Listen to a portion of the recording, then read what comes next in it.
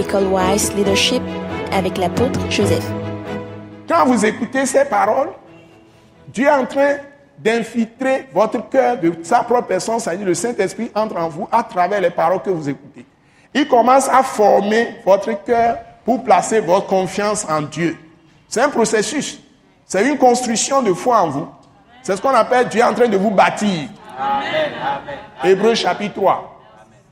Amen. Alléluia. Amen. Et vous serez maintenant, quand vous êtes construit dans la foi construite en vous, vous allez devenir la demeure de Dieu lui-même. Quand ça sera formé, et vous aurez confessé vraiment Christ comme Seigneur Sauveur, vous avez la foi de Christ ou la foi de Dieu. C'est-à-dire vous fondez toute votre vie. Ça suppose que vous avez déposé toutes les armes que vous utilisez vous-même pour vous défendre.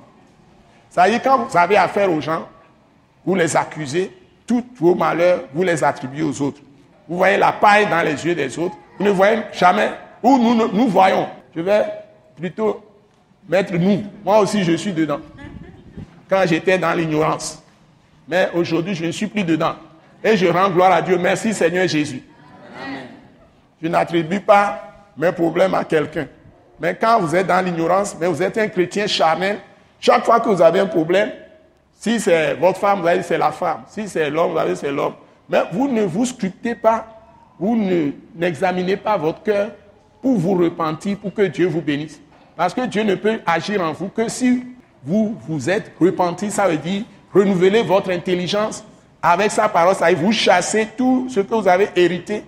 Ça veut dire que vous n'aurez plus à garder tout ce qui est contraire à la parole de Christ crucifié, ressuscité dans votre cœur. Même si c'est votre Père qui l'a dit, vous rejetez ça, vous adoptez la parole de Christ dans votre cœur. C'est ce qu'on appelle la foi. Parce que vous ne pouvez être justifié que par la parole de Christ crucifié et ressuscité.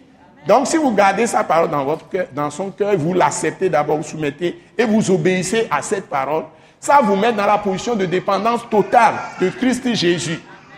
En ce moment, vous ne mettez plus vos confiances dans des paroles que les gens vous disent. Vous allez comparer tout ce que les gens vous disent à la parole de Christ Jésus. Ce message de l'apôtre Joseph Kodouak Bemehin vous est présenté par le mouvement de réveil d'évangélisation, Action toute âme pour Christ international, Attaque internationale. Pour plus d'informations et pour écouter d'autres puissants messages, merci de nous contacter au numéro indicatif 228 90 04 46 70 ou de visiter le site web atacinternational.org.